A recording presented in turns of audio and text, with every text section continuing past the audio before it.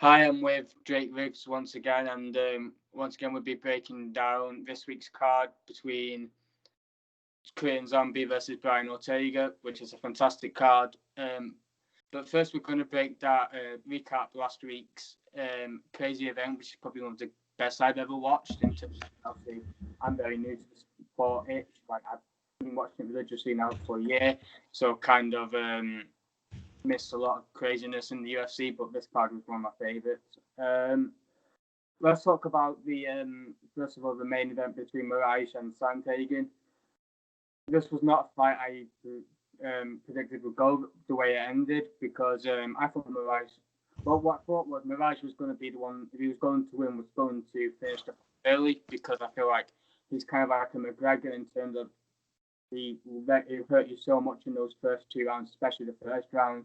He can catch you with anything like a head kick or whatever he wants, really. But Sandhagen looked world class from the minute go in that fight. Obviously, I think recency bias played a big part for me as well in terms of how he looked against Sterling, but that's Sterling. Like, he's such a great level fighter. But from the word go, he was world class. He was using his kicks really well, his knees into the body really well. And I feel like if that KO landed a bit more clear, he would have competed with Joaquin Buckley's knockout, which I'm so excited to talk about, which we'll get to in soon. But how did you see that fight going? Yeah, I was very surprised by that performance. And, I usually think I'm pretty good at avoiding like the recency bias. But yeah, I was, first of all, surprised to see that Sandhagen was the favorite going in, because I thought that usually the odds makers would be affected by, that very one-sided loss that Sandhagen had against Sterling, even though it's Sterling and all things considered. And then, Moraes coming in off of the win over Aldo. No matter if you think he won or lost, it was still a very good performance by him. And just what we've seen from him in the past, I thought that he had fought better competition overall, and just shown us more that he's more of an elite guy with the performances he's put on than Sandhagen to this point. But man, Sandhagen showed us that he is definitely that, because nobody does that to Marlon Moraes. And I actually thought that Marlon was doing very well for like the first half of the first round, and then Corey just kind of turned it on and really took over.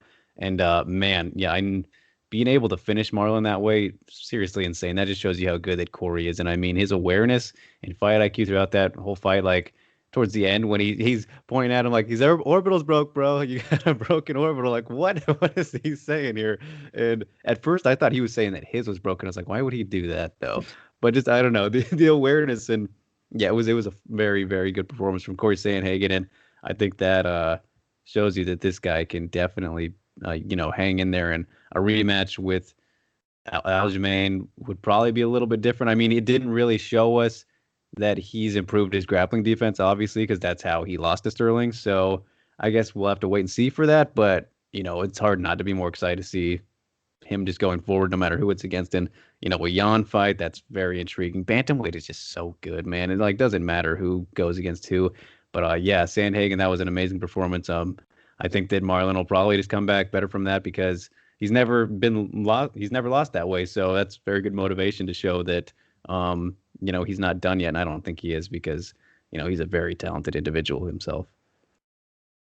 Yeah, and I think a lot of people were worried about him getting the title shot. Well, thankfully, not because I didn't want to see Sandhagen get a title shot. It's just that finally get to see Jan versus Sterling, which is been in the making now for quite a while now. And I felt like if Moraes was going to win, I think I wouldn't be that outraged if Moraes got the title shot, just on the fact that Moraes beat Aljo in the first round, and I feel like it's kind of like a hard sell for them to go, okay, Sterling gets it next when the guy who's number one contender beat him in the first round. But thankfully for Sterling, we haven't got that situation. And to be in Sandhagen's credit, he didn't call out Jan. He did say that Sterling deserves the title shot. He said he wanted, I think, TJ Dillashaw or Frankie Edgar. Obviously, Frankie Edgar was the fight he was meant to have late December last year, I think it was, or earlier this year, I think it was January this year. So it makes all sense. Edgar looked good against Munoz. I felt he did win. A lot of people felt Munoz won. I think it was very close. But when you look at the numbers, it was a bit wide in Munoz's favour. But Sanhagen's obviously got a lot of talent in it. And if he beats Edgar, he's probably going to fight the winner still in Yam next, I would assume. But there's so many contenders there. There's even so many contenders outside the top 15 who are just waiting to break into that top 15. So, it's, like I said, it's one of my favourite divisions, along with the featherweight and lightweight divisions. I also we're going to recap the co-main event between Edson Barboza versus Makwan and Mekani. Barboza looked really good in it. I saw someone say that he didn't look that great. I thought he looked really good, especially at the start. He was just so quick, using his kicks really well to the body. Rocked Mekani, and then Mekani's just a very tough dude. He's shown how tough he is. He's shown the opposition he's fought in guys like Shane Burgos, Daniel Henry, Arnold Allen, who he took to a very close decision. So I felt like that was a huge win for him, and I think he looks really good at featherweight. I think a lot of people were a bit worried, like with Jose Aldo was when he was dropping down to bantamweight, because obviously the two big guys. This fight was kind of reversed. Barboza was dropping down to featherweight from lightweight. But you wouldn't think he was a guy who was dropping weight. He looked so good in that fight. What did you think of Barboza's performance? Yeah, it's kind of funny. I still think it's crazy that he can make featherweight, because he was a pretty jacked lightweight. I mean, he's still jacked at featherweight, but obviously taking off a bit of muscle mass to make it.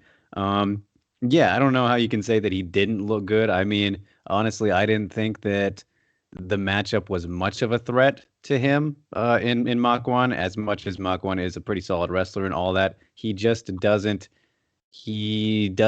pressure as frequently as, let's say, somebody like Dos Anjos or a Kevin Lee, even though I don't think Barboza and Dos Anjos fought, but Kevin Lee, for a good example, doesn't put the pressure on with his wrestling the same, or chain his wrestling behind good striking combinations or anything. Makwan's just kind of awkwardly patient and just kind of looks for the moments when they present themselves. When you do that against Barboza, it doesn't work out too well for the most part, and we saw that. But yeah, as for a performance overall, despite what I just said about the matchup favoring him, in my opinion, yeah, he looked very good. I mean, he defended takedowns for the most part of that entire fight, and then he even threatened with submissions. I mean, it's like Jermaine Durand to me the past week, pulling off, a guillotine, one of the best strikers in MMA. And then Barboza, another one of the best strikers in MMA, tossing up submissions. Well, we don't see this. These fighters are evolving. This is a very scary thought for every one of their possible opponents. Even though Barboza did not get them, those were some pretty deep anacondas and darces he was putting in there. And that's one of Makwan's favorite submissions that he's gotten multiple wins with now. If he was a guy who wasn't as aware or knowledgeable about that submission, Barboza could have got a submission victory on Saturday. Like, who knows what would have happened? But either way, went out there and styled on Makwan for the most part, dropped him multiple times. Yeah, just looks sharp really everywhere. There's really don't have too many complaints about his performance, even though yeah, no, I mean, even though the matchup favored him, it's like that's what he was supposed to do, and he kind of looked better by showing these new wrinkles with his submission game, I would say. And if he did get that submission at the, I think it was the second round, he had it in really deep. I think it was the second round. It would have just capped off one of the craziest nights, I think, of the year, but especially of the year. In all of MMA, not just UFC. Yeah. That week alone was just crazy, because Bellator had a really crazy knockout with a beautiful flying knee from Yves Landu over Terry Brazier. And they had a Peruvian necktie, and I think Oliver Enkamp got that, I think. Yeah.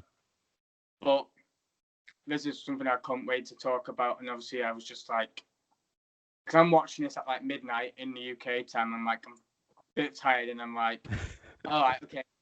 The card's really good, and I'm thinking, okay, this is just the most insane thing I've personally ever seen live in a UFC event. Joaquin Buckley's knockout over Impa Kasanyi in the second round. The first round, it was close. I felt like Impa was starting to get into it for the last couple of minutes of the round. It was a lot like the Kevin Holland Buckley fight. It was pretty much a brawl. That's what it pretty much was. And then I think pretty much in the first minute of the second round, Joaquin Buckley goes for a body kick. I think it was. Impa caught it. He held on for it for like 5 seconds, which gave too long. Yeah, which gave Buckley enough time to kind of turn his back again, on Impa, jump, and then catch him with a spinning back kick. And just the way he fell just made it look even more brutal. And this is not a guy that's been known for his like taekwondo stuff or crazy kicks. Just like a boxer, and he just shows another level of his athleticism, and just that I said give him 100k for that. I just felt like people even said give him 200k. I just felt that was so good. What was your kind of reactions like to that KO? Well, I want to talk about the bonus for a second because it's kind of funny and can we swear on your show? Yeah. Okay, so I think it's kind of fucked up if you saw how Dana, he went, did you see in after the fight, in the post-fight interview, he went over to him, he was like, yeah, everyone's telling me that you should get like 200k, man, give him all the bonuses, like, but you got the 50, bro. I was like, what? Why would you even say that, dude? That is so douchey to mention that. Like he was so excited, and then he says that, and you see he's like, okay, still good. Still good. Thanks, man. I'd be like, yeah, that is still good, but like, man, you're like dangling that carrot right in front of my face, man. Not cool. So that was just a funny kind of messed up thing, I thought. So, as for the KO, yeah, absolutely insane. One of the best knockouts of all time, easily. People argue the very best. I would say it's definitely top 3. I don't have it as number 1, and I didn't want to say like it's the best flat out because I hate saying things like right when they happen. But yeah, I would still say, even digesting it and everything, probably the second best, probably of all time, behind the Yair Rodriguez elbow, that is. And I have many reasons for that. But yeah, my reaction to it, absolutely crazy. Nobody saw that coming, just how the fight was going. Like, there usually, if you see a move like that, even though we don't often see moves like that, let's say if we see spinning attacks, right? Because that was a spinning kick. It's usually the fighter is, kind of teasing some spins and whatnot throughout the fight. Either they're throwing some, for example, and maybe there's not landing, but they're putting them out there. Nope, this was the first one, and it absolutely just landed about as perfectly as it could have. So, yeah, that was absolutely shocking. And man, just it's crazy because earlier in the day, right before the event started, well, right as the event started, in KSW 55, Muhammad Khalidov comes back, gets his rematch with Scott Askham after, losing that fight. Middleweight title shot. 40 years old, Muhammad Khalidov goes out in 36 seconds and jumping switch kicks Askham to win and steal the title. That was one of the most audible reactions I'd had in a while to a fight. I lost my mind for that. I was like, what? He just did that? Because, I've been a big Khalidov fan, and that guy's a legend that people don't really appreciate enough outside of Europe and everything. But, one of the greatest middleweights of all time, and doing that at that age and everything.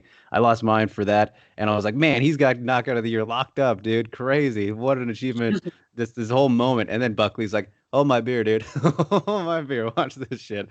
So yeah, that just goes to show you how crazy. And I reacted very loudly for that one too, and was just fucking hyped the whole day after the Khalidov one set the tone for me. So yeah, an insane day of finishes for MMA overall on that Saturday. And Buckley, man, I don't know. I don't know if I want to say it's a star-making performance yet, but obviously that's a huge thing. Kanye West posted the fucking video yesterday. That's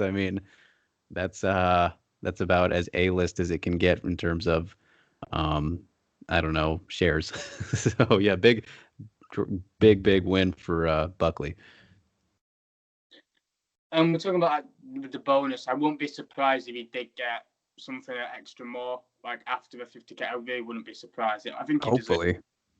And there's my counter argument to the Yair Rodriguez one. I feel like the Yair Rodriguez one was a bit more fluky, just in terms of he had his head down, and he was like, in the last second, he's like, okay, I just need to throw something, and he caught him with the elbow. And I feel like with this one, it was a bit more calculated, because I feel like Joaquin's thinking, right, okay, he's got my leg now. I know exactly what I want to do and where I want to land. I just feel like it wasn't fluky. I don't feel like, and he is probably thinking, all right, what I'm going to do, I'm going to wait for you, Korean Zombie to throw something, and then I'm just going to duck it. And then, like, he could have been thinking that, but I'm not too sure. I just feel like, and I didn't really watch that one live, because at that time I was kind of like on and off with the sport. I was kind of like, I would watch a series of events and then go off it and then sit. So I was kind of, I wish I never did that now, because obviously I've been watching. The fight that got me involved was Andrade versus Sang, which is kind of a weird me into it, but everyone would talk about Anderson Silva fights and stuff like that. So it's not kind of your typical card you think, but I've obviously seen so hard not to see clips of it literally everywhere, especially now the Korean Zombies fighting this week. Everyone's going to say, obviously it's going to happen to him against Ortega. People like. But it was just so, both of them are so good, and they both deserve to be up there. There was also another KO I think I saw ages ago that someone put. It was kind of like a spinning switch kick in the air, catching him in the. I can't remember where it was at. I think it was kickboxing. I think it was. I'm not too sure. I just saw something on it, but I can't count that as one of my best, because I didn't watch it live. I think that's a big part with me. If I watch it live, I'm thinking my real reactions. Yeah. Now, moving on to this week's card, which is, like I said, it's a fantastic card. It's got loads of very good prospects on the card. It's got the return of a very exciting bantamweight on there, who's not been matched easy for his debut, and then he even got a maybe even tougher fight in a short replacement. But first, we're going to talk about Said Nurmagomedov versus Mark Striegel. Mark Striegel is an 18-2 fighter from the Philippines. He hasn't fought great opposition, but I do like the win over Ju-Gyeon Lee, who is the Abu Dhabi Warriors bantamweight champion. He's a very dangerous guy, especially in those first rounds. Like, he's got 2 very quick KOs. That was pretty much the only one that really stood out for me recently. But he's got a very good record.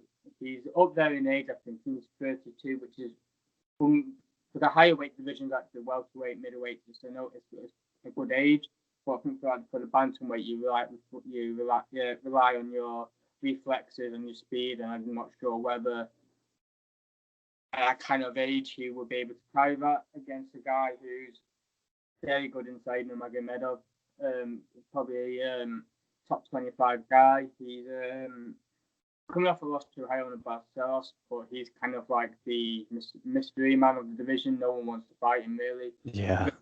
Brett Johns, I think, was meant to fight him. I think that's the guy he was applying. He was meant to fight before the UFC offered Brett Johns Barcelos. He agreed to it, but he wasn't. I don't think he was too happy with the contract he had, so he's gone to Bellator now. But he said that he was meant to fight a guy who's 15-1, and I can only think of Barcelos there, which would have been such a good fight, but we've been robbed of that fight. But Nurmagomedov's got wins over Ricardo Ramos, which was his last fight at bantamweight. He's a very good fighter. He's not. I do not believe he's a relation of Khabib Nurmagomedov. I think it's just the same last name. I'm pretty sure. How do you see this fight going? Yeah, I don't think he is related to Habib or those Nurmagomedovs. And I mean, by his fighting style, he doesn't look like it. He's a very, very kind of flashy striker, very good striker, and his grappling actually seems like the weaker part of his game. Not to say it's weak necessarily, but weaker than his striking. And against a guy like Striegel, I think that it's a matchup that could pose a lot of problems for him and test him in that area. Obviously Striegel's proven to be very good with his submission grappling game, and has multiple scarf holds on his record, which is this kind of shows you how threatening that he can be from multiple positions. As we don't see scarf holds very often, but he's got multiple of them, so that's something to look out for. And Said, though, he's looking to rebound off of that tough loss to Barcelos, who is really might be the dark horse, just to talk about Barcelos, dark horse in the division, because that guy is very, very good, but has really like no buzz around him outside of a very, very tight pocket in like the hardcore community, you know. Um, so yeah, not a bad loss for Nurmagomedov, and I think that he'll probably have worked on the holes in his game that were shown in that Barcelos fight, and if he can keep Strigel off of him for the most part, you know, I think he should be fine. He's proven to be pretty tough and durable, even though nobody's really, you know, he hasn't fought in too many big, powerful punchers, I would say. Not that there's a crazy amount at bantamweight or anything, but there are some. So I think this is a very good test for both guys, considering their styles. But I think I have to lean towards Nurmagomedov just because I think some of his recent wins, particularly that Ramos one, was just phenomenal. You know, he's shown me a bit more against better competition so far. But Strigel definitely a good addition to the division. I mean, like we were saying off air, I think you know, bantamweight just probably in my opinion, the best division in the overall in the world. I mean, so much talent. You look at Bellator, Ryzen, UFC, one all over the place. It is stacked. So yeah, I'm gonna lean towards Saeed. I don't really I don't know if I can see him finishing this one, but yeah, I'll say Saeed Nurmagomedov by unanimous decision. But if there's a finish, I think it would be Strigel submitting him. So I'll say that. But my pick would be Saeed. Yeah, I think I'm going to go with Nurmagomedov as well.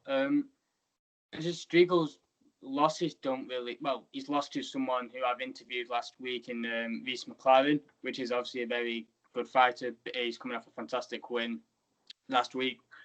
But his other losses to a guy who's 6-5-1.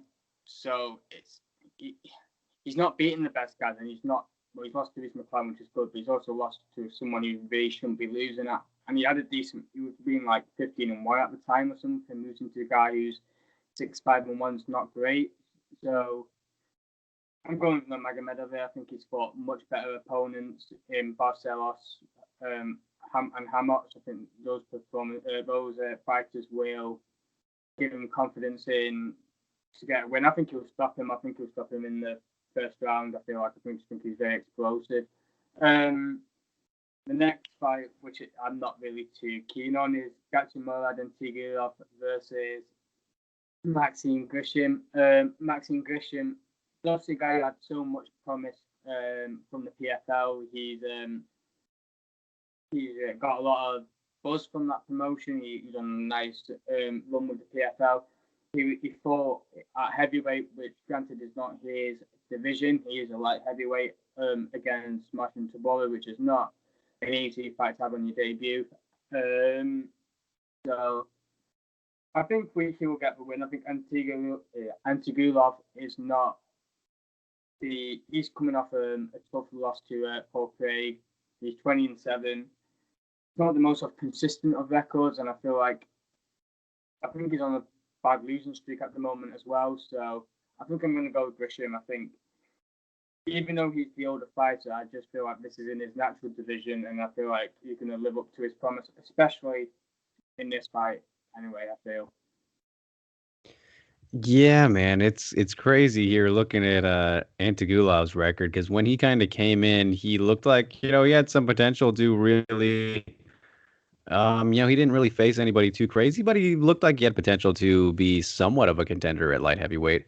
And since then, since his first two wins over Lima and Christensen, he has gone on a 3-fight losing streak, all of which have been finishes in the first round, which is not great. So his back is absolutely against the wall in this fight. He needs this win to stay in the UFC. A little bit surprising that they're giving him another opportunity, actually. You know, 3 in a row, all first round finishes. That even 2, sometimes you see guys get cut off of that. And geez, he's had, I'm looking at it here, he's had 7 fight cancellations in between those losses, which that's pretty wild too, and another reason that they might get rid of him, because whether it's him or the opponents, which it looks like it's been a good mix of both, it's like, yeah, that's a bit of a problem you don't want to deal with, especially when it's a losing fighter.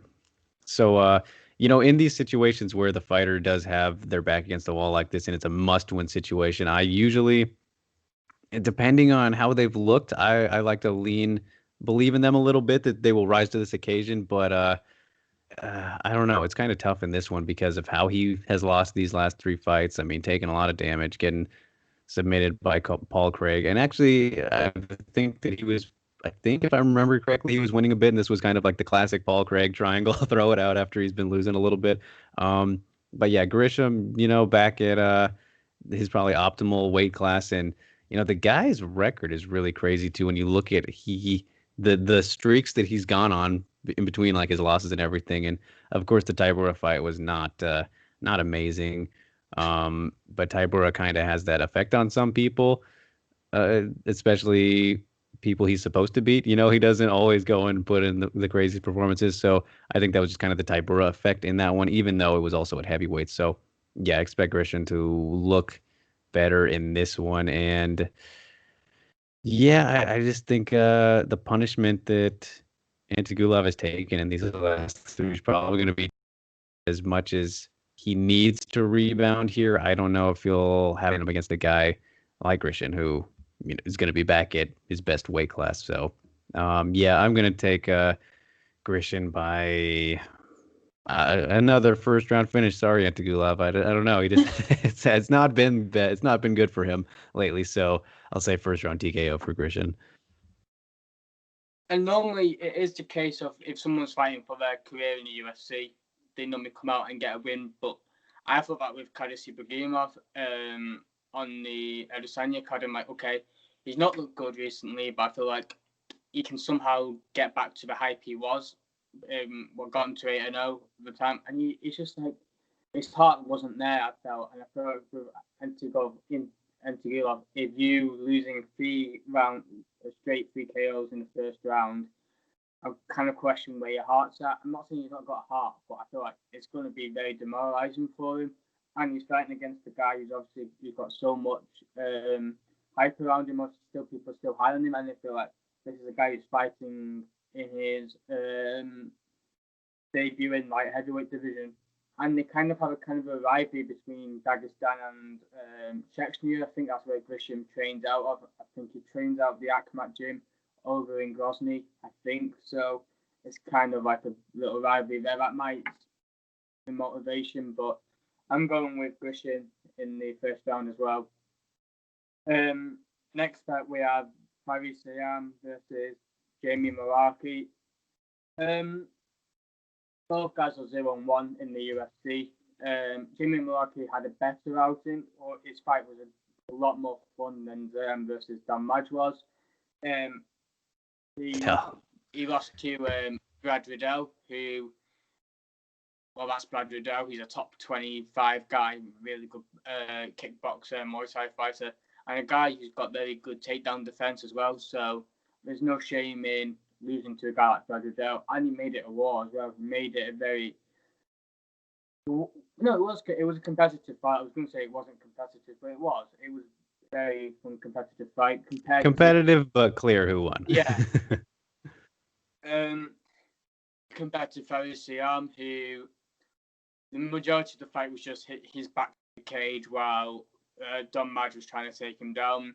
Because there was a lot of hype going into that fight because you had Don Madge who got a win over, I can't remember the guy's name now. It was a fight where he beat a big prospect and he wasn't expected to win. I think he came in a short notice and he won that fight. So there was a lot of hype going into the Don Madge and Faris Sayam fight. And because Sayam's quite a decent wrestler, he thought, okay, I need to... Oh, no, he's a quite decent striker, sorry. I kind of need to start trying to go for takedowns, and pretty much the whole fight was just them being held up against the cage. So we didn't really see what his best attributes are. I'm hoping Mullarkey doesn't have that kind of game plan again, because it's just going to be another fight like the Don Madge fight, and it's probably going to be the same outcome for Sayam. So I'm hoping we get to see more of his striking attributes. What do you think of this fight? Yeah, I'm a no-nonsense guy. I said it before we went on here. I missed that Sayam fight, so I can't really assess the performance there against Madge because I missed that one. Mullarkey, yeah, I saw the Riddell fight. That was a crazy one. Very gritty performance, but came out on the wrong side of it. Um, I think it just comes down to, it'll come down to whoever makes better adjustments off of these losses, who wants it more, really. That's all I can say about it. Just from having seen Malarkey, I have to favor him a little bit, I guess, but I'm not going to make an official pick on this one. So, well said, though. I think I'm going to go with Malarkey. I think Malarkey is just a well better striker, and I just feel like if you're taking Riddell to a very good fight, I feel like he's just got enough in him to win. They're both coming off long losses, not long losses, long what do you call it? Long time off. Long time off. But it should be a fun fight. It's in the lightweight division. Lightweight division pretty much always produces some really good. I've not got a good read on this. I'm just going to go with Malarkey decision. Next fight is John Young Park versus John Phillips. John Phillips is 22-10. He's another guy who came from the UK. He had a lot of hype going into the UFC. And it's just another guy that's just not been able to live up to it, unfortunately. And obviously, his last fight didn't really go well. He lost within a minute, I think it was, to Chimaev. Oh, no, it wasn't a minute, sorry. But he got dominated against Phillips. And I feel like that kind of fight will damage you. You're thinking, well, I didn't lay a strike on him. And it's like, his confidence would definitely be demoralised. And he's fighting against a guy who's a very good come forward fighter. He's got very good striking. He's got good wrestling as well. He's coming off a win over Marc-Andre Barrio. And he did, before that fight, he fought Anthony Hernandez, which was a very good fight. He was doing well in. But he got involved with the striking. It was a bit of a war, and he got caught, and the ref stopped the fight. But I feel like he should have enough to beat John Phillips. John Park's obviously 11-4. He's from South Korea. And obviously he's going to have a lot of inspiration from the Korean Zombies also on the card, which will help him. I'm quite shocked they haven't put Dalton Jung on the card as well, because recently Park and Dalton Jung have fought on the exact same cards in their previously two starts. And I think they were meant to do that in September, but I think COVID happened, something's wrong with COVID, so they have to reschedule it. Dalton Jung will be fighting on the could be Gaethje card. But I feel like Junior Park will win by KO round 2. How do you see it going? Yeah, this is an interesting one for me because John Phillips, I think that he's been a guy who I feel like this is a little bit of a must-win situation for him too, but I mean, he's already been on a 3-fight losing streak in the UFC. He lost his first 3 in the UFC, but they kept him around, and he ended up getting that knockout over Alan Amadovsky in 17 seconds. Amadovsky pretty much ran into his punches and gave him the win there, essentially, which saved his job temporarily, only to get Chimaev'd. Let's put it that way. He got Chimaev'd. So, John Phillips, just in all honesty, I don't think he's a very good MMA fighter. He's a pretty solid boxer, but he's not. I don't think he's a UFC level MMA fighter. And I feel like we've very obviously seen that, but they keep him around because he's pretty wild and entertaining, and good at, boosting records, I guess you could say. So yeah, I don't know. I don't really favor him in really any matchup that he's in the UFC. I haven't to this point anyway. And in this one, yeah, I like Park's chances a lot, assuming, I mean, Park, I think, will get into firefights with him and kind of risk it all. But so this does give Phillips a decent chance to land something and put him out. So it's actually not the worst matchup that Phillips could have. But what it comes down to for me is that Park is just the better overall fighter. And I don't think you can really deny that. I think the guy has some solid potential. And yeah, fueled by fighting with Korean Zombie, that's always a big thing. So yeah, I mean, I just can't. even though Phillips does have a better chance here than I would give him against most people, I got to go Park as well. I'll say submission for Park in round one after some wild exchange, and they will trade definitely, but in the end, Park will snatch something up, whether it's on the neck or where have you. I'm quite shocked that Phillips' ground game isn't really great because SPG, apart from really Conor McGregor, he's got good ground game, but you see a lot of their fighters, especially the ones from Europe. You're seeing this a lot now with a lot of these Eastern Europeans from the SPG gym. They have wrestling backgrounds, like pretty much all of them I've seen so far.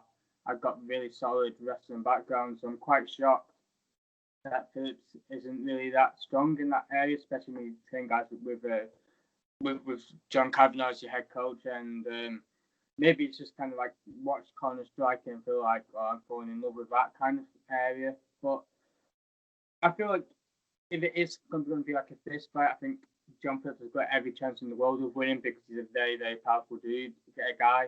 But I feel like if Park can use his wrestling and like just go triple, or if he can rock Phillips himself, knock him down, and then get a submission, I do think he'll win. I think he'll win in round two.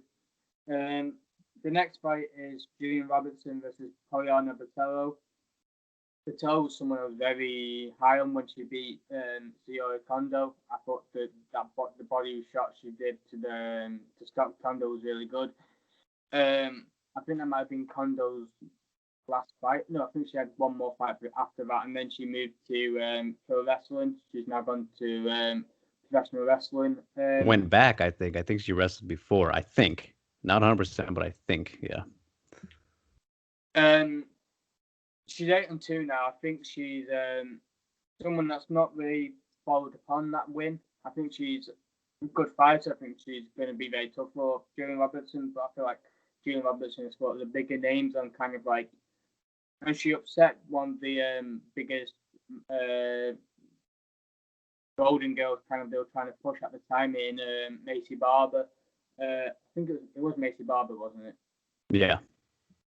She was because Barber was meant to be one of the youngest UFC champions ever, and I feel like that's kind of every time they do that. They did it with Edmund Shabazian, and unfortunately, we saw what happened there as well. I just feel like every time they kind of do this, somebody else is going to be the next champion, they get stopped instantly.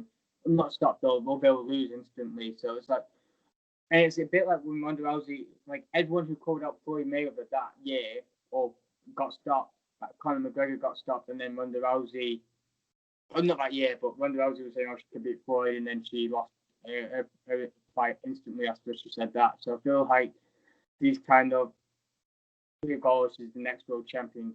Just wait until we actually see something that's going to make us believe that. And I think we were disrespecting Robertson a lot. Robertson's a very young fighter herself. I think she's only 26. She's 8-4. She's not the most experienced of fighters, but she's in a division where they need a lot more new stars and new contenders for Valentina Shevchenko. And I feel like she could be that. She's got very good submission game, very good ground game, and I think that will be the ultimate thing that's going to win the fight. I think she's going to stop her and get submission in round 3. I don't see a lot of like first round stoppages. I think a lot of these fights are very durable fighters in. So, how do you see this fight going?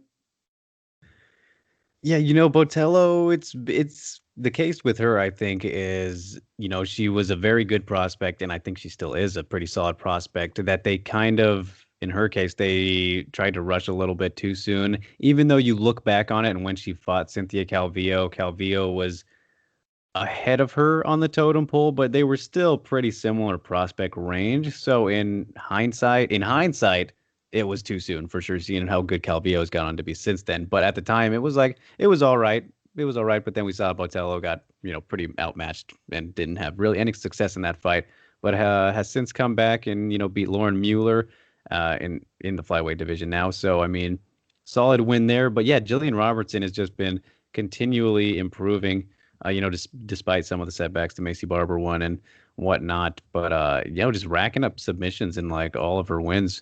And well, let me see here. And yeah, I mean, she's finished all of her UFC wins, which is not an not a bad thing to have on your under your belt there.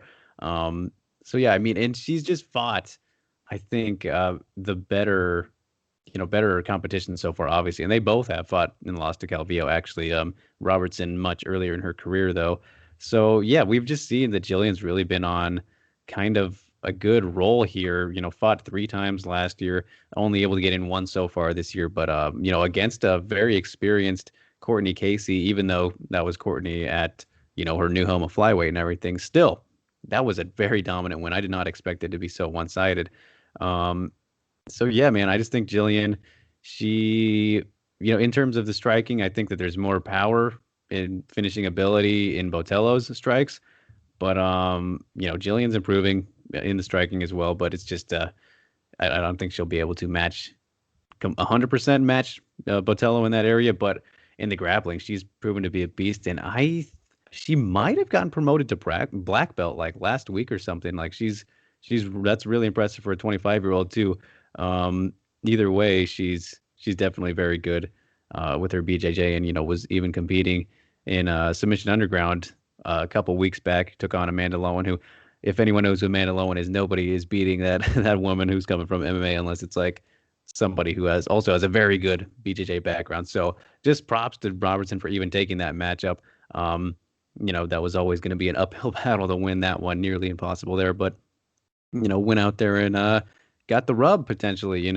Whenever you go against somebody like that, it's going to help you out going forward. So yeah, it's tough for me to pick against Robertson in this one. I like Botello still and think she can make waves going forward, but she still has time. So I think this will lead to a setback for her. But yeah, Robertson, I'll say round 2 submission for her. She's just a very good finisher and fought a lot better competition to this point. Oh, and also I just want to say, so I didn't mean to say that Robertson beat Barber. I got mixed up. I felt Barber then lost to the next fight to Modafferi.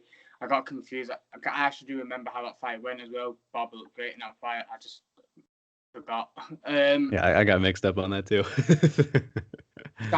She won. She lost the fight very close to that fight, and I just thought it was Robertson that beat her, but I just forgot.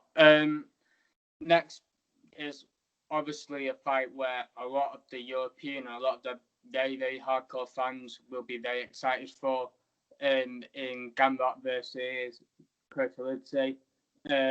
Obviously, this is a fight between two great European prospects, and I know Gamrot's undefeated 17-0 and fought very good opponents, but I just don't want to go against a Georgian fighter again, because I've gone against them twice on last week's card, and then they both proved me wrong. And I don't think they've lost a fight this year in the UFC. They've had like six fighters alone in this year, and none of them have lost. So they're breeding a lot of very good fighters out there.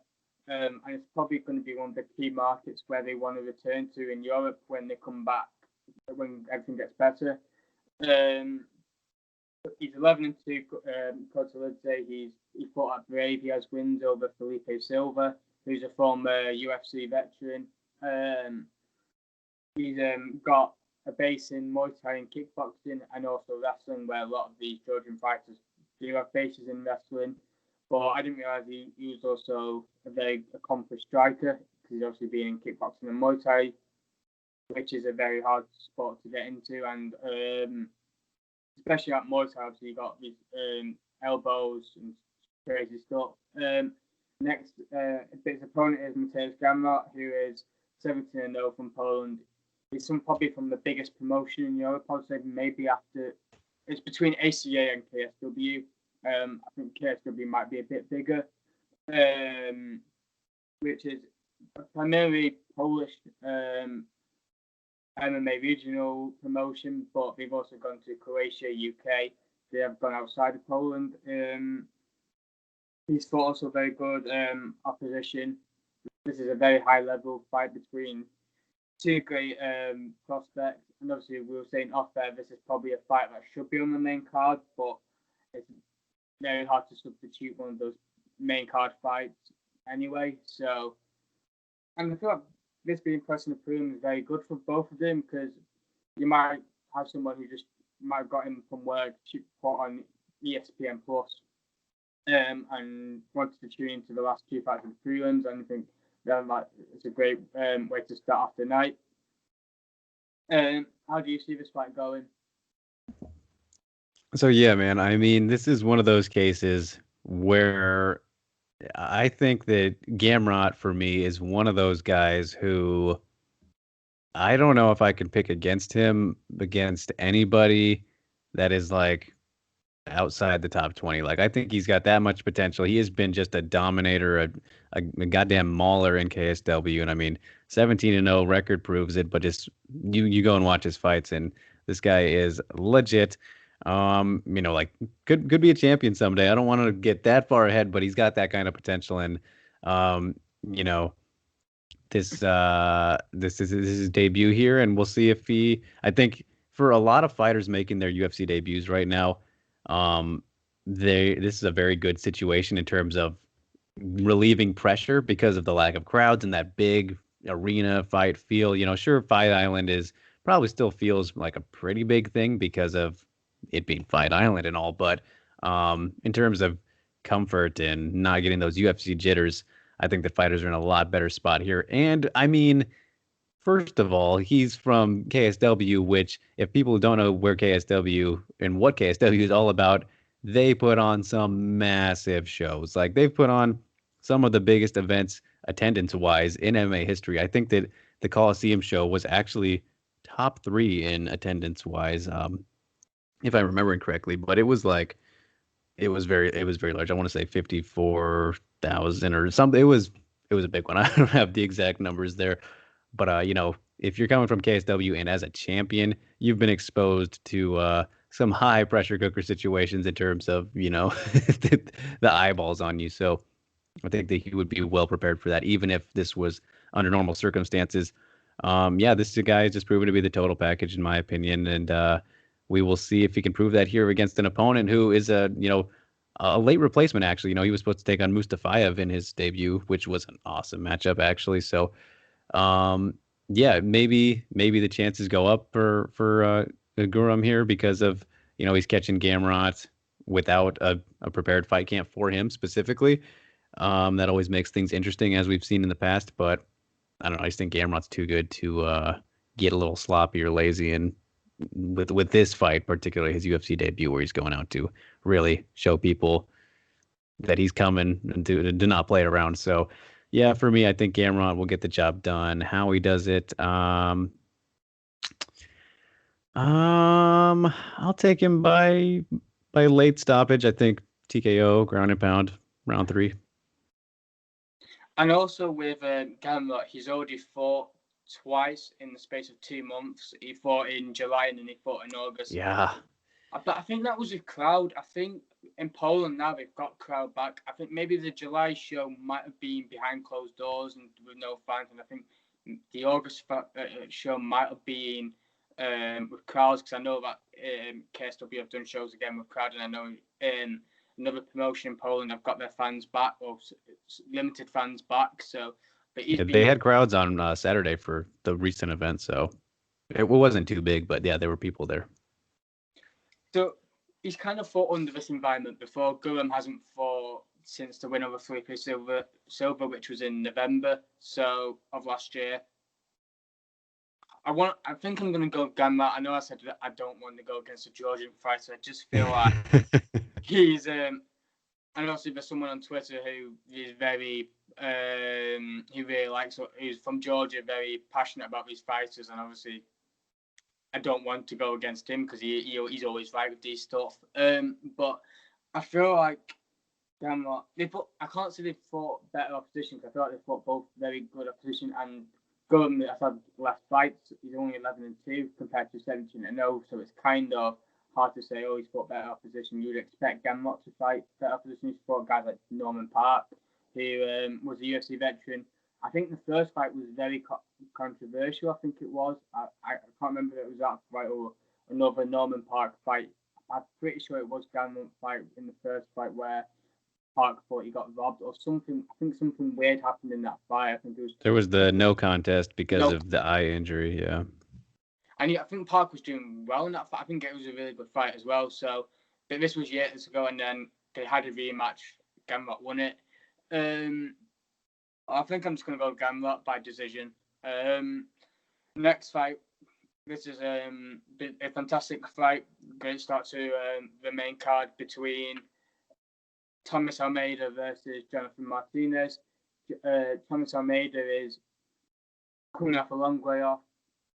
He's a guy that is always in good fights, but he's took a few damage recently against Rob Font, which is his most recent loss.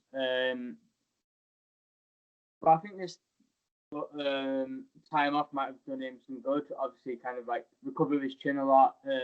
Just given, I know he's had injuries, unfortunately, in between this time between 2018 and 2020 since his return. But I think he's had surgery. But it's given him a lot of time to kind of like think, okay, where do I want to go in my career? How can I iron out some things where obviously you can't kind of suddenly get a chin on you. You can't suddenly be able to think, okay, I get hit now, and then think, okay, I can take this well. It's kind of like how you're going to find a way where you do not get hit. So I feel like obviously Almeida will hopefully have recovered well, would have took some time out and kind of like thought how I want my career to go, and if I want how to have more of a longevity in my career, kind of maybe change my fighting style a bit, which I hope he has done. Not from a fan point, but just from his point, thinking where he's finding a very dangerous guy in Jonathan Martinez, who's 12-3, should be on a 4-fight win streak to some people. It was on a card where a lot of dodgy decisions happened in the Jones Reyes main card, but I like Andre. You have interviewed him. He's a very nice guy. I've got nothing really bad to say about him. He's a very funny guy. But I think Martinez did win. I think he did win. But that's not really here or there. He's coming off a fantastic win over Frankie Zanes last time out. He's had more of the experience in fighting in these empty arena fights. Obviously, Almeida's not for 2 years. He's probably a guy that feeds off the crowd, because obviously when you get into these wars, it's kind of hard to step back when you've got the crowd shouting and getting so excited. You just want to constantly be a part of that, engaged still, and please the fans. I think I'm going to go with Almeida. I think Almeida's a lot more experienced. He's had 25 fights compared to Jonathan Martinez's 15 fights. Almeida's fought classic opposition. Maybe his wins might not be the best. He's also fought he beat Brad Pickett, and he beat Anthony Burchak, who are no longer in the UFC anymore. Brad Pickett obviously is now a very good trainer. He trains Nathaniel Wood. He's fighting next week. But I think I'm going to go with Almeida decision. How do you see it going? Man, this is a really tough one to pick, I would say, because, I've really liked what I've seen from Martinez lately. He's looking very good. Yeah, despite that very close loss to Ewell and everything, he's rolling right now. One of those bantamweights to keep an eye on. And, when Thomas Almeida is on, he is on. He is a very, very dangerous striker. One of the most exciting fighters to watch in the bantamweight division, at least before his absence. And that's the big thing, is if he'll come back the same in this fight. He did take a lot of damage in those last couple fights. So the time off was probably good for him to heal. Definitely. You can't really deny that, I don't think. And, of course, injury stuff was also a part of it. So, just a good kind of recover a bit. And it's another thing like similar to UFC debuting fighters here, where maybe the atmosphere or lack thereof will be beneficial to him, so that he's not, just kind of can get back into that rhythm of fighting. Just focus on the fighting part. Don't worry about the outside noise, literally, from the crowd or anything. But at the same time, that can be fuel, like you said. So I don't know. It's really tough to call from the Almeida standpoint, I think, because if Almeida shows up like the Almeida we've seen, he should be able to ice Jonathan Martinez. As good as Martinez has been looking lately, that's just how good that Almeida was before, he suffered his defeats and everything. So, I don't know, man. And Almeida's still, pretty young. I'm not sure exactly what his age is, but he's got to be around like 25-ish, right? So, I think. Oh, okay. Well, either way, Oh, either way. Yeah. So, um, it's tough. It's tough because, the activity in Martinez's favor, obviously, um, the experience edge for Almeida facing, some guys who were on their way to title fights and everything. Uh, man, I'm gonna I'm gonna believe that Almeida will come back and show up like we've seen him in the past and rise to this occasion. I think that the whole setting will benefit him, and the recovery time will probably be good. I don't see him being a guy who will have turned into kind of a gun shy kind of guy who's not able to pull the trigger. Um, that would be very surprising and unfortunate, honestly, from what we've seen from him. So yeah, I'll believe that he'll get back to his ways. I think Martinez will put up a very good fight, but in the end, Almeida will catch him with something, and I'll say round two TKO for Almeida. But I'm really excited for this one just because of all the factors surrounding it. And I mean, Martinez was a late replacement as well, so a lot of little bits to this one. Yeah, and like we said, it's in this bantamweight division, which is just so stacked. Obviously, these guys on topology are ranked outside the top 30, but that's worldwide. That's not including the UFC rankings. Yeah. They're probably top 25 guys within the UFC rankings. And for anyone that's a bit confused to when I talk about the top 25, these are not like official rankings. They're just kind of rankings on other websites that are quite reliable, and they have a good summary of where these fighters are outside the top 15. So when I say that these guys are top 25, it's kind of like an estimate where roughly these guys are around. Next fight is another really good fight between Claudio Silva versus James Krause. James Krause will win. I feel like James Krause is obviously a guy who's on a very good win streak. Should still be on that very good win streak. Coming on a day notice, 24 hours notice against Trevin Giles, who he lost to, but many people know what the real result was of that fight. And he was moving up to 185, which is obviously not his natural division. This has kind of been a late resurgence of his career because he's around about 35 years old now, and he's making a really good run into those top 15 rankings. And if he gets a win here over Claudio Silva, he could get a guy like a Jeff Neal maybe in his next fight, or Santiago Ponzinibbio whenever they're able to match him up again. I'm not sure if it's still injury that's pulling him out, or whether it's just very hard to get him a fight at the moment. Yeah. Claudio Silva's 14-1. He's another guy approaching his 40s, but he's kind of like a Leonardo Silva, kind of a guy who kind of not many people mention, maybe because of his age, or maybe he's very dangerous. He's a very low risk, but low reward but very high risk kind of fighter. He has wins over Danny Roberts. Yes, very good wins. But I just feel like Krause is obviously used to this environment, obviously because he coaches guys as well. Like he sits down almost pretty much every week or every couple of weeks anyway. So he knows what to expect from these conditions, and I just feel like it's just more momentum. Silva's obviously on a decent momentum, but he's just not fought recently. I think he's coming off another long layoff, so I feel Krause will win by late stoppage. How do you see it going? Man, this is a very interesting one, because Claudio Silva, I feel like he is kind of one of those hidden gem fighters, sort of. You know what I mean? Like, he's a very, very good fighter, but his inactivity has kind of made everybody forget about him, and rightfully so. If you're not fighting as, not very often like he was, yeah, we're gonna forget about you being as good as you are, and having wins over Leon Edwards and Nordin Taleb. and those great performances there.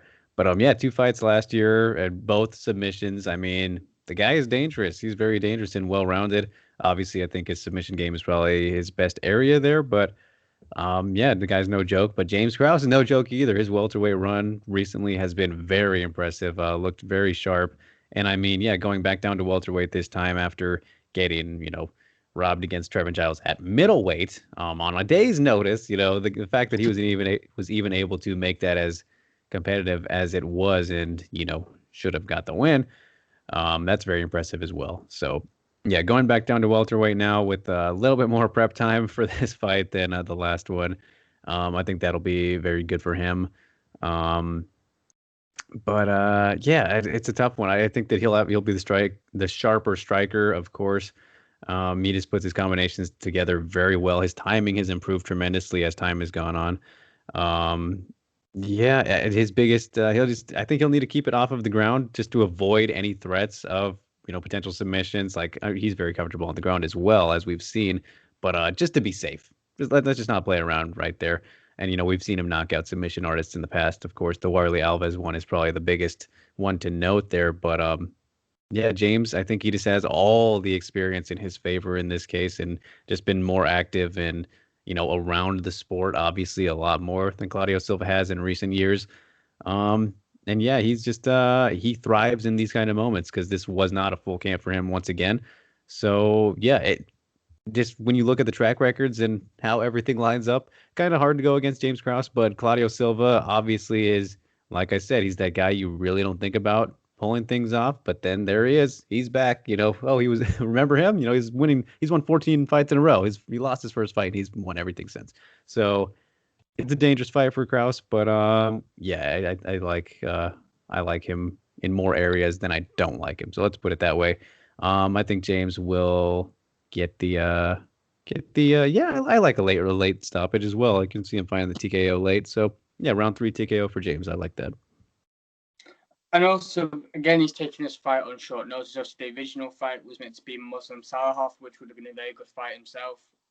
He's coming off a good win over Alasky Dos Santos. So I think we're getting a very good fight between two very good welterweights who are trying to break into the top 15. Next up is Modestas Bukauskas versus Jimmy Crute. Modestas Bukauskas is a guy who kind of got a controversial-ish win over Michailidis. I think there was kind of controversy with the stoppage. First of all, people were saying it was back of the head elbows, which is very similar to what he did in Cage Warriors. They're saying it's very similar to one of his stoppages in Cage Warriors. And Michailidis got up, and then the fight was still going at this point, I feel. And then they opened the cage, and then he just fell through the cage door. And then the referee said, okay, then stop it. I just feel like he kind of got hard done by that, because I think he obviously went to lean back on the cage, and then he realised, oh, wait, there's nothing for me. There's no cage. No. But Bukauskas did what he had to do. In his mind, he won legally. He deserved that win. And you can't really take it away from him. And obviously he represents the UK as well. So, he's from Lithuania originally, but he trains in the UK, and I think he's got a London accent as well. So I think we can claim him. So I think I'm going to claim him, and I'm rooting for him as a UK guy. But he's fighting against a very good prospect in Jimmy Crute, who is coming off a good win over Oren Zayshuk. He lost to Misha Serkinov, I think, which was his first loss, but he looked really good in his last fight. He out-wrestled Mikhail Omejashuk. I'm not sure if I'm pronouncing that name right, but these are two very good prospects in the light heavyweight division, and they need it. They need these new stars coming through. They've got obviously Yuri Prochaska coming through, Alexander Rakic. They're starting to build a quite decent division now. So I think Crute will win, though. As much as I'm rooting for Bukauskas, I think Crute is just got a better opposition at this point, and will submit him mid-round 2. Yeah, this is another interesting one, and I can kind of draw comparisons to let's say Botello a little bit, because of looking at how, well, maybe not Botello, but I don't know. This for Kroot, I think it was a case of them kind of hot-shotting him a little bit quick in terms of that Serkinov fight because, came off the Contender Series, great win there. Then he beats Paul Craig, Sam Alvey, some veteran guys, right, but not top 15 guys. Then they throw him right to Misha Serkinov, who, yes, Serkinov, I think he might have been on a skid at that point. He just lost to Johnny Walker in devastating fashion. Either way, Serkinov was a guy who was a top guy, and they were trying to kind of fast track Kroot. It looked like too much too soon. It proved to be one of the submissions of the year last year with that Peruvian necktie. Amazing stuff. But then Kroot rebounds against a guy more down on his level, Alashaychuk, who is actually, I would have said, ahead of him probably in the rankings, but not a top guy. You know what I mean? So yeah, that was a very good win for him. Obviously, Modestus, you know, it was a okay win, in his debut. Obviously, there were the factors like you said, and he ate a couple shots. It was a pretty competitive fight overall, but I did have him edging out that round before, he finished it. And this guy's had a lot of hype around him, for what he's done outside of the UFC, and rightfully so. He's looks very good, very good prospect, but taking on a guy who, yeah, I mean, undeniably has fought some better competition so far in terms of especially his recent fights. So, but I mean, Modestus also has that championship experience too, which I think is a helpful factor. And he's just a very big guy, a big, long guy. I don't know exactly what their measurements would be in comparison. We'll see on fight night, or unless I check it out after this. But yeah, it's a really fun matchup. I think this could end up being fight of the night if it lasts a little bit. The thing is, it has to make it out of the first round, which I don't know if it will. But I like the Kroot pick by submission. He's proven to be very crafty, obviously. So yeah, I can really see this one going either way, but this is a good fight for both guys. I just think that, yeah, Kroot's submission game is going to be kind of the X factor here, and in terms of can get it down and snatch something up on Bukauskas when they're scrambling or something crazy, because I think they'll trade leather for a little bit. And just depends on what happens when Kroot wants to engage in that grappling department. And I think if he does, he'll find something. I mean, very beautiful Kimura in that last time out. So I will take Kroot by first round submission in a very fun short fight. No, but unfortunately, we're gonna have to do these next two fights quite briefly because I'm only on like 10% on my phone, so it's. So unfortunately, I wanted to go in depth with these kind of fights, but I think we're gonna have to kind of do kind of like quick predictions on it. Andrade versus Chookagian.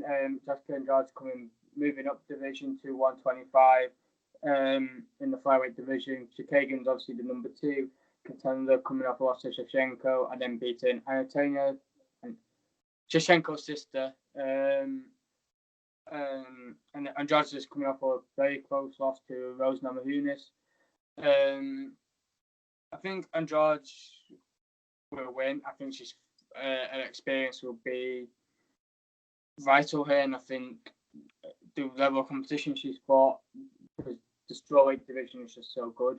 I think it's a lot more competitive than the flyweight division at the moment. And she's just fought girls like Weili Zhang, Joanna Jędrzejczyk, and obviously Rose Namajunas twice. How do you see this fight going? Man, I'm very excited for this fight, and I'm a little bit bummed there hasn't been more hype around it in terms of the UFC promoting and all of that. I think you saw my tweet from last night, how I was complaining about how it wasn't the co-main event, and look what I did. Look what I'm going to put this on me. I jinxed it, everybody. I got rid of the Gain fight, and now this is the rightful co-main event, as it should be all along. So you're welcome, not welcome. I'm also sad that we lost the fight, but I'm happy that this is co-main event. So as for the matchup, yeah, really excited for this one. I've always been a defender of Katlyn Chookagian, saying that she is better than people give her credit. And, I still feel that way. And I think it's fair to say that, especially after that last win over Shevchenko, even though really nobody should have been surprised by that. That's the thing. That's what I'm getting at, is that nobody gives Katlyn enough credit. And she was the underdog in a fight that's ridiculous that she should have been. They never should have made that fight, first of all. So as for this matchup, though, I think that Chookagian needs to really employ her game as she normally does. Maybe not produce so much volume because she can play Matador a bit with Andrade coming forward. Try and replicate something similar to Joanna versus Andrade. A lot easier said than done, but she absolutely has the tools to do that. A very long fighter, one of the longest, rangiest fighters at flyweight, and that's Joanna Andrade. That's exactly that same dynamic there between the two fighters. But Andrade, at flyweight, will she be just as fast to close the distance like that? I think it shouldn't affect her too much. I mean, we saw her at bantamweight. She did essentially the same thing, obviously not as fast at bantamweight, but was still able to utilize that same kind of pressure coming forward and everything. And she's going to be just as powerful, if not more powerful, not having to cut weight. So, man, it's a tough one. And, if she gets a hold of Tukagian, she can send her for a ride, of course, but Caitlin, is no slouch on the ground, is very capable of, throwing up submissions and holding her own on the ground, as we saw against Shevchenko, even though Shevchenko not the greatest grappler. Caitlin is a capable, I want to say, purple belt, or, she's got solid BJJ, and it's something she doesn't show very often because she doesn't have to, because her striking gets the job done more often than not. But in this one, it's tough. I don't know if she'll be able to replicate that exact Joanna strategy. I think she'll be able to make it close, but Andrade will get in the pocket and land some more effective big shots on the exits, and just she'll inflict more damage while Chookagian lands more. Right? She'll have more volume, but more of the damage will go in Andrade's favor. So yeah, in the end, I think Andrade probably by unanimous decision. I could see a split though. I think it'll be closer than people give Chookagian for, as always. But Andrade will inflict more damage, I think, which will be the key here. And on to our main event, I think I'm just going to have to do a quick minute breakdown because literally my phone's about to die any minute now. All right. It's annoying because I really love this fight. I think the Korean Zombie will win. I think he's looked really good. He looked really good against Yair Rodriguez. He looked great against before the KO loss. Before the KO in the last second. He looked great against Moicano, and he looked good against Frankie Edgar. He was meant to fight Ortega then in the career. Unfortunately, it didn't happen. It's happening now, which is probably one of the best main events of the year on a fight night, especially in this featherweight division, which is fantastic as well. I think Korean Zombie will win by round 2 KO. I think he's just very explosive, and he's got decent ground game himself. So I think but you definitely have the more advantage of the striking, and Ortega obviously has the advantage of the ground game. But I just don't think that the Korean Zombie will allow Ortega to take him down, and I think he'll finish him in round 2. Yeah, man, this is a very awesome matchup. And Korean Zombie has looked absolutely amazing since coming back from his initial absence to, go partake in the South Korean army or whatever it was, military, doing his service there. Looked sensational, even though he had, some injuries even after that, but just looked very great, even in the loss to Yair Rodriguez, and one of the best fights of that year as well. I believe that was 2018 now. And Brian Ortega hasn't fought in so long, it feels like, after getting absolutely pummeled by Max Holloway in a very anticipated fight as well, where he just did not hold up. So, man, that was a loss that it's going to change you. One of those fights that really is going to leave a mark on you for the rest of your life because of the beating that he took. So, man, I don't know if we can expect him to be the same, and especially going against somebody like Zombie, who has so much momentum, has proven to be so dangerous. Like, this is probably the worst fight that he could come back to in terms of getting his feet wet again after such a beatdown. But I mean, when you're at that spot that he is at, it makes sense to have a fight like this and still be in contention. But man, not easy at all. And we've seen even before the Holloway fight, like Ortega, we've seen him get beat up and lose in the striking handedly. Like, that was kind of his thing, was that, well, before the Edgar fight, he would lose. He would be losing the fights, and then he'd come back at the very end and catch him in a submission or something. Like the Clay Guida fight's a perfect example of that. The Moicano fight, like, that was his thing, kind of the Hail Mary guy with his submissions. That's how good his subs are. I think that if he wins, it'll be that same exact situation here. But having gone through that Holloway fight and taking all that damage, and then just how good Korean Zombie's looking here, I think that he's going to finish him early. I think Zombie's going to catch him, piece him up. He's just looking so crisp right now. first round KO for Korean Zombie. That's our recap. I'm sorry that we have to cut this short. My phone's literally on like 2%. You can find Drake Riggs obviously at Drake Riggs on Twitter. Obviously, he's got this great series also Beyond Horizon, which he explained on my last podcast. If you want to go and check that out. And with me, I've got a bunch of podcasts out. I've got Reese McCarn interview up on my channel. I've got Antonio Caruso coming on Sunday. He's fighting Edward Flying, and hopefully Ian Gary coming up from Cage Warriors. Thank you so much for joining. I'm sorry that I've had to rush this ending a bit. My fault, but really enjoyed it, and hopefully we can do it again soon. Yeah, man, of course. Thanks for having me. Fun as always. Charge the phone. Yeah.